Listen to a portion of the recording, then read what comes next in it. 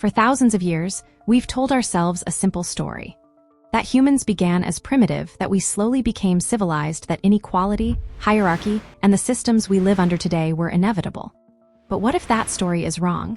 What if early humans were never truly primitive, but were experimenting again and again with different ways of living, organizing, and being free? What if inequality wasn't destiny but a choice? What if agriculture didn't trap us and states didn't have to exist? And if the past was full of possibilities, societies that rose, changed, and even rejected power, then a far more unsettling question emerges. If humans once had the freedom to reshape their world, why do we assume that the system we live in today is the only one possible? To answer that, we need to unlearn something first, because the story we've been told about human history isn't just incomplete. It's misleading. We're taught that everything began with small, equal groups of hunter-gatherers living simple lives with simple minds. Then came agriculture. Farming led to surplus. Surplus led to cities. Cities led to hierarchy, kings, inequality, civilization. Clean, logical progression. But reality wasn't that simple. Across history, humans didn't follow a single path, they explored many. Some societies built cities without kings. Others farmed but refused hierarchy. Some switched between different systems depending on the season. It wasn't a straight line. It was an experiment. And that changes everything. Because if humans in the past were constantly choosing how to organize themselves, then inequality isn't something we discovered. It's something we accepted. And that leads us back to the real question.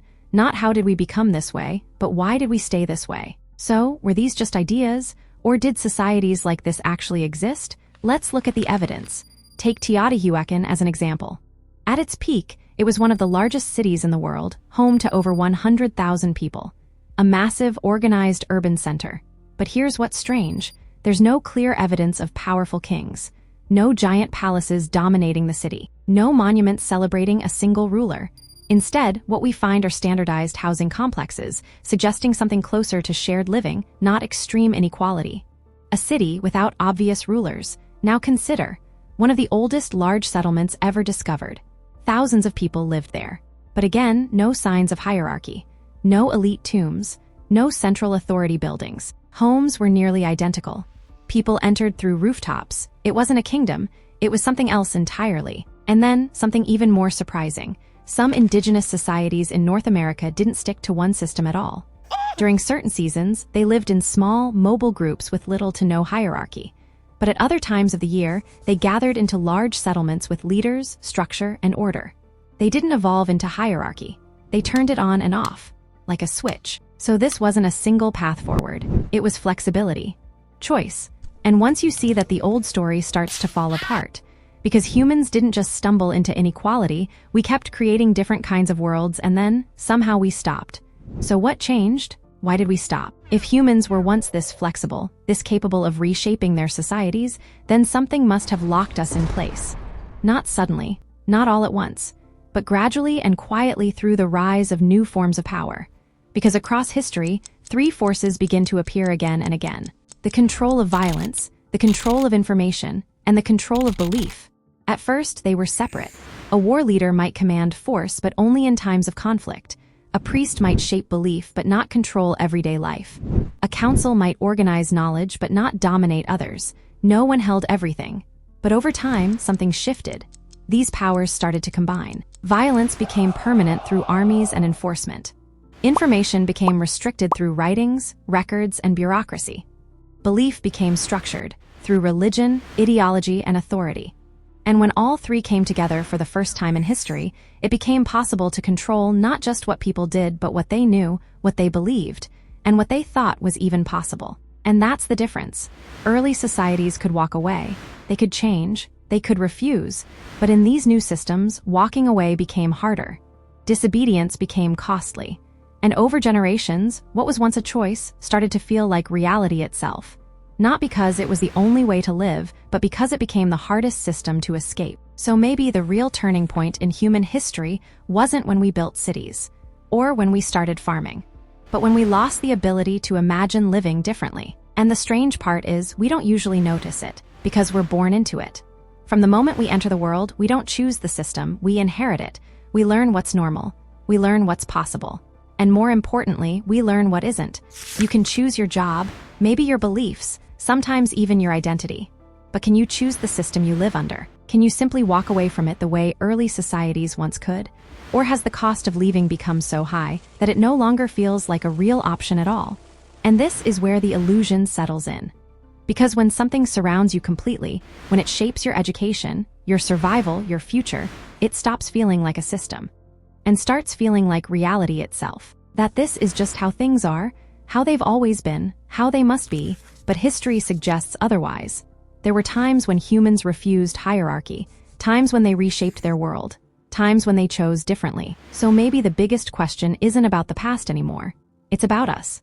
If people before us could imagine entirely different ways of living, why is it so hard for us to do the same? And once you start to see it, something else becomes harder to ignore. It's not just that we live inside a system. It's how that system begins to shape us. Because when walking away is no longer realistic, people don't just obey. They adapt.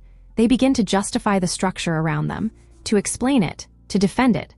Not always because they believe in it, but because they've learned to live within it. And over time, something even deeper happens. The limits of the system become the limits of imagination. We stop asking, what else is possible? And start asking, how do I succeed within this? We optimize. We compete.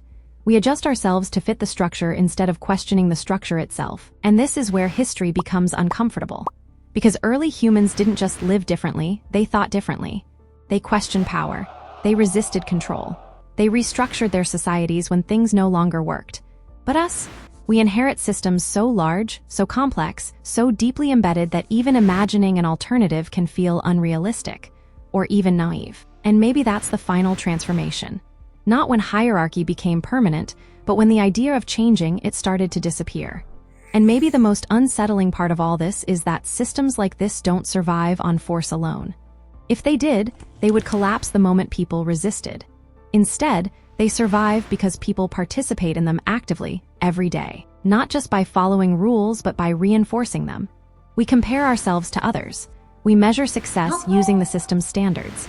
We judge, compete, and even pressure each other to stay within the same structure. And without realizing it, we become part of the mechanism that keeps it alive, because the system doesn't need to control every individual directly.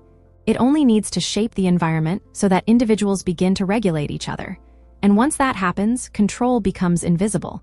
No constant force, no obvious ruler, just a set of expectations that everyone quietly agrees to follow. And this is where it becomes almost impossible to see clearly, because it no longer feels like control. It feels like common sense, like reality, like the only way things could possibly work. But if history has shown us anything, it's that common sense has changed many times before. What feels permanent now hasn't always been. And that raises a dangerous possibility. If the system is maintained not just by power, but by our own participation, then the real question isn't just why it exists, but how much of it survives because of us. And once you realize that, something even stranger begins to emerge. It's not just that we help maintain the system, it's that the system quietly defines the limits of what we believe is possible. Not through force, not through rules, but through imagination.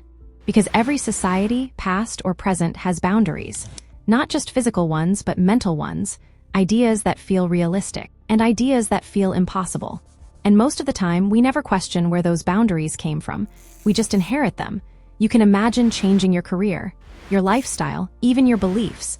But imagining an entirely different way of organizing society, that's where hesitation begins. Doubt, discomfort, sometimes even dismissal. That's unrealistic. That would never work. That's just how things are. But those same words could have been said in the past, before cities without kings, before societies that rejected hierarchy, before people chose differently. So maybe the most powerful form of control isn't forcing people to obey. It's making certain possibilities feel unthinkable. And once that happens, you don't need to stop change. People stop imagining it on their own.